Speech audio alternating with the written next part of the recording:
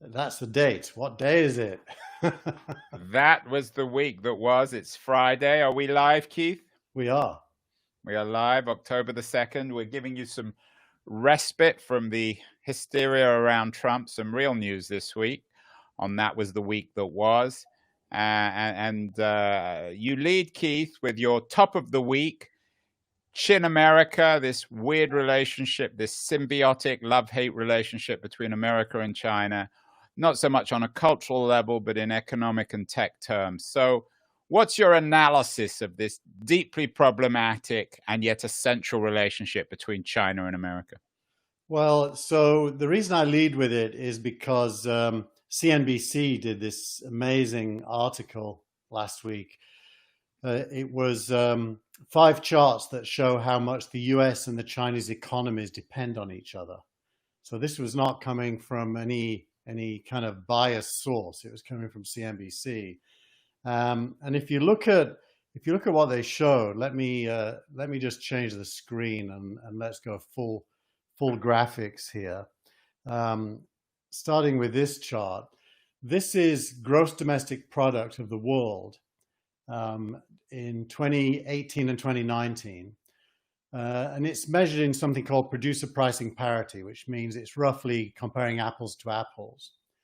China, when measured this way, is by far and away the largest economy in the world now. And its distance from the US is accelerating. If you measure it in just absolute dollars, the US is still first. Let me take off that lower third caption, you'll be able to see it better. US is still first. It's got the biggest absolute amount of dollars in GDP, and China is second. But when you zoom out to the trend, the orange line here is China as a percentage of world GDP, and the blue line is America, just measured in absolute dollars. So clearly, at some point quite soon, China is even going to be bigger than America measured in absolute dollars. Well, what CNBC do is then they show these 2 graphs. The first is that, this is the first half of 2020. China's trade surplus with America was $142 billion. And America's service surplus with China was only $11 billion. So America only compensates for 10% of its loss to China through services. So you can see the rate of change is absolutely massive. Let me just put you back on.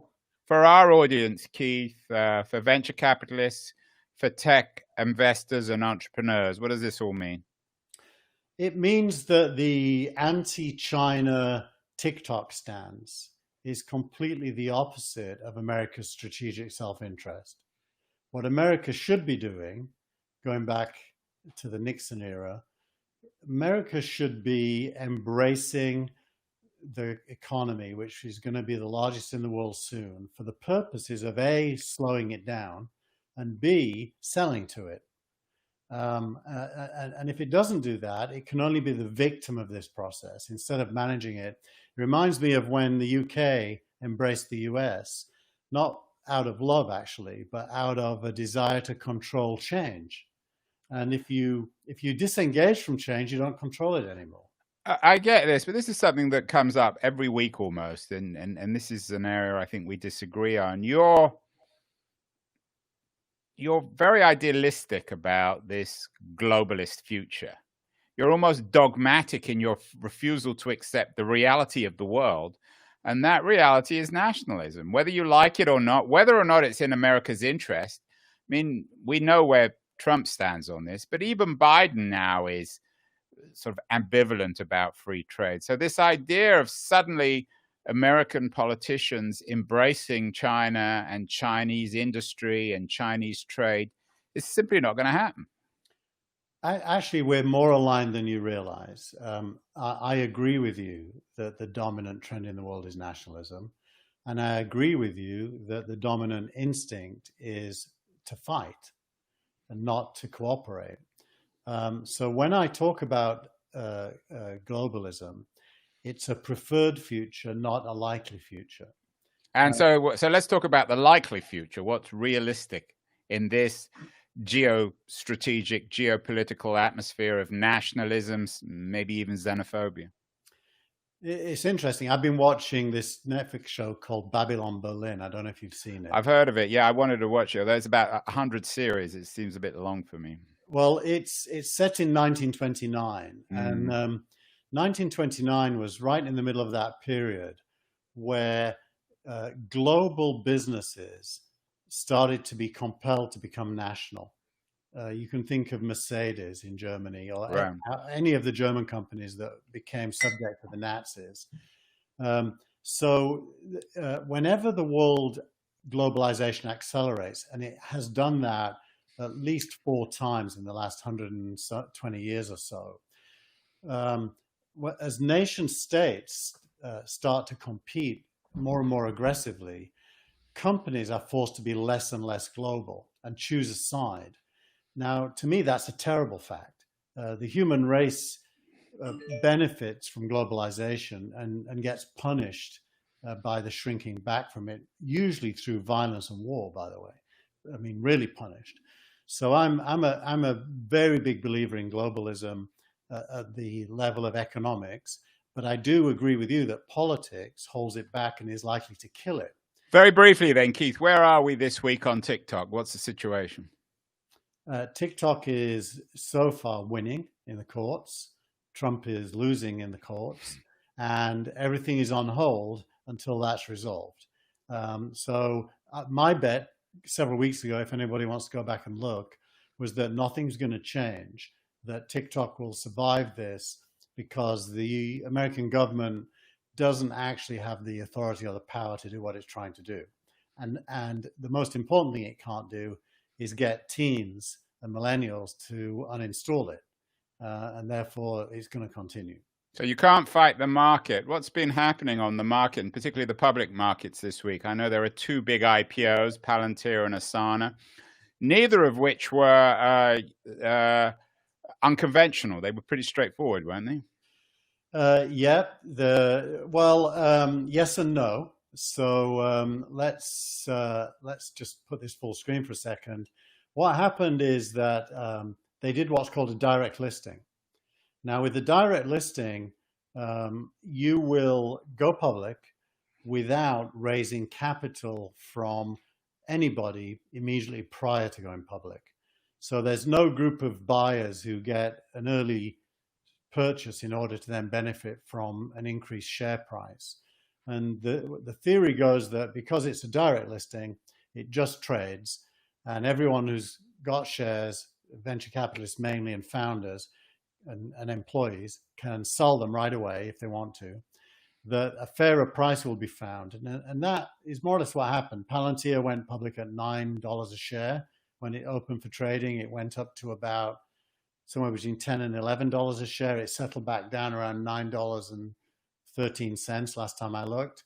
And with Asana, it was in the 20s, and it's roughly stayed where it was, plus or minus a little bit. So it's a much smoother, less volatile process. And both are now public companies, and both of their investors can now buy and sell shares. And what does this tell us about the future of SPACs? SPACs and direct listings belong in the same part of your brain. On the other side is IPOs. So it's another win for the anti-IPO lobby, in a sense. And by the way, there are now many, many SPACs lined up, over 100. You can go and buy Chamath Palihapitiya's IPO-B. That's the ticker symbol, IPO-B, and IPO-C. Those are SPACs waiting to merge with companies. And you can buy IPO-A for around $12 a share. Oh, no, it's 18 now. And you can buy IPO-B for around $12 a share. And what that means is you're part of the SPAC prior to it merging with a company. That's a very interesting thing, because normal people like you and me can become shareholders in a SPAC. What about a quick Quick comment, Keith, on Palantir. It was, of course, one of Peter Thiel's big dreams. It's a company that hasn't had much press. It's still a rather mysterious company. What's your take on it? It's a contrarian company looked at from a Silicon Valley point of view because it expressly chooses to do business with the defense industry and specifically the government and the military. So, I personally don't think that is that controversial. You live in a capitalist society. It's made up of nation states. Nation states have militaries. Why wouldn't a company do business with it? So I'm fine with it. That said, my wife won't let me buy Palantir stock, but she will let me buy Asana stock because she, ethically objects to it. And, between ourselves, I'm no fan of American imperialism. So ethically, I should be against it too. But if I'm going to invest in Amazon or Microsoft or Google, there isn't that much difference to me between those companies and Palantir. So I'm assuming, Keith, that politics is still allowed to be discussed at your dinner table between you and your wife, Janae. It's lucky you don't work at Coinbase. Good segue, Andrew. Indeed. This week was very interesting in the world of Coinbase. We can put that up so people who haven't followed the news. Company of the week, although I perhaps would argue it's the anti-company of the week, but that's a matter of opinion. Well, I made it startup of the week, as you right, startup of the week, which it isn't really a startup anyway. Is it? Well, it's still a private company. It's a big private company. Yeah. Brian Armstrong, the CEO, basically banned his employees from being activists and doing political discussion at work, and offered those who disagree with him severance packages to leave the company. Now, I suspect this is a very personal decision. There are rumors that at previous all hands meetings, Black Lives Matter supporters were pressuring him to go on the record about Black Lives Matter, which he didn't. And in his frustration at the continued requests, has decided to ban political activism. I don't know if that's true. Says ban political activism or ban any political discussion. I mean, you're still allowed to talk about Trump at work. According to this, no. I mean, the strict interpretation is you're here to work, not to bring your personal life to work. And just as you wouldn't, just as you wouldn't do something personal in the middle of the office, you shouldn't. I almost gave an example then and thought better of it. So too, you shouldn't bring your. No, say it. Come on, can't tantalize the audience. No, I'm definitely not gonna. There's no censorship on that. Was the week there was? You can offend me. You can offend anyone you want. Well, just as you wouldn't kiss your wife in the middle of the office, to give the polite version of what I was thinking, neither should you bring your politics. Just do your work and earn your money. That's basically what he's saying. Now, that is completely counter to the whole trend in the Valley. By the way, it's also, it's kind of, it's like an extreme version of cancel culture. Yeah. Shut up, keep quiet, and just get your work done. And obviously there was a backlash. There is a backlash. I find it interesting for lots of reasons. Firstly, I'm guessing we've become so intensely political now that the fear in Coinbase was it was detracting from people's work. Well, that is a bit weird, right? Because Coinbase is very political. Well, everything's political. I mean, isn't that the reality? Even not being political is political in 2020 America. Yeah, but Coinbase is explicitly so. It's challenging the world financial system, right? Challenging the dollar. And so the decision has once again created two passionate camps in Silicon Valley, one of which incorporates PG, we can call him. We don't even need to name him anymore. For our regular viewers, Keith is obsessed with PG, and he always manages to squeeze him into the show somehow. Easy to remember as well, due to the English tea brand, PG Tips. Right. So, how did PG Paul Graham respond to this? He came out on the side of the CEO, Brian Armstrong, which is bizarre because Paul Graham has been leading the opposition to cancel culture on Twitter, at least. But that shows that all principles are really out the window. Paul just doesn't like talking about these political issues. So for him, it's a good thing. Well, I think it's also that he has a close relationship to Coinbase. So if I put this back on and just scroll up a bit, the story before it is that Coinbase and Y Combinator both invested in a new startup that's challenging the banking system, Maltis. So they're clearly allies and friends, and so it could be that Paul Graham just being loyal to a friend, but in doing so, he's contradicting his previous stance. Now, by contrast, Jack Dorsey and the previous CEO of Twitter, Dick Costolo, both came out against Brian Armstrong, arguing that politics is, not disconnected from business, and the twain should meet, not be separated. So we may be brewing this up into a bigger brouhaha. I think it's very interesting. I think it's one of the big issues actually will face other corporations. So it's one of these things that happened first in Silicon Valley. I guess Jack can get away with it since Twitter's eliminated their office. So you're still allowed to talk about it at home. What happens if you're sitting in your living room? Can you be on Zoom and talk about politics? On Zoom, probably. Well, in Twitter's case, yes, because Jack's in favor of it. But in Coinbase's case, no. And politics, of course, is, for better or worse, unavoidable. There have been some developments, briefly, Keith, on the issue of antitrust, the monopolies, which is an issue which, in my view, is the most important one in the short to medium term future of big tech. Yeah, so there's a lot this week, actually. Firstly, Facebook announced that the Messenger chat service and Instagram are now merged, as in it's exactly the same code base. And if you're on Messenger, you can instant message and direct message somebody on Instagram. Surprise, surprise, right? Yeah, and rapidly, the New York Times published an article saying this is how Facebook entrenches itself and makes it hard to break up from an antitrust point of view. I added a video, actually 6-year-old video from Peter Thiel, which is a class he gave at Stanford titled "Competition is for Losers," where he explains why wanting to become a monopoly is exactly the right thing for a founder to want to do. Well, but he said that, and it's kind of controversial, but it's obvious because when you start a company, you want to dominate the market. That's given. I don't see that as being in any way controversial. It's the job of the state, though, to restrict that.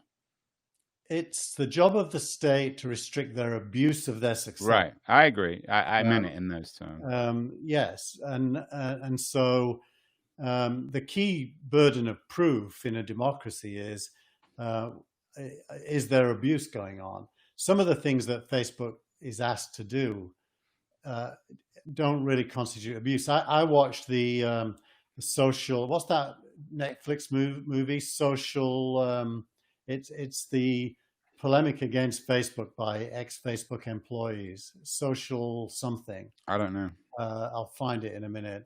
And it's interesting. The accusers were accusing Facebook of being responsible for QAnon and other fake conspiracy theories. But the way I watched this documentary, it itself was a conspiracy theory. Yeah, but that's another subject, Keith. That's got to do with antitrust. I mean, Facebook can promote QAnon without being a monopoly, or whether or those are two different issues. Two different things. Briefly, I don't know if you have any links to it on this, but there's been some controversy because Biden has appointed a senior ex-Facebook person to his team. And also there was a report that more and more money is coming from Silicon Valley to Biden. In the event, touch wood, please God, of a Biden presidency, do you expect the antitrust lobby or the antitrust momentum in DC to slow down or increase? Definitely increase. I think the Silicon Valley versus democracy versus antitrust debate will be stepped up several notches.